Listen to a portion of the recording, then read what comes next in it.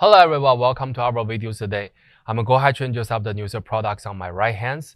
This dehydrators can handle about like 80 trees. Let me give the overall dimensions first.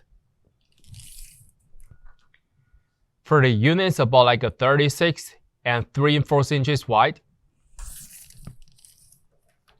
And the depth of the unit is about like 21 inches.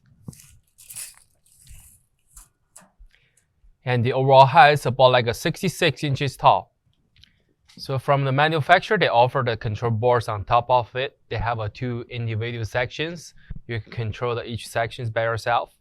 And also they do have the individual doors, coming with the 4 doors for this unit, 2 tops and the 2 bottoms.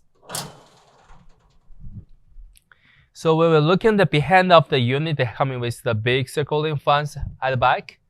And for each of the sides, they come in with the 4 circling fans at the behind.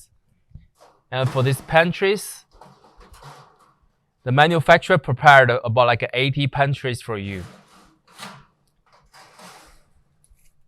Dimensions of it about like 15 inches deep. And the 15 3 4 inches wide.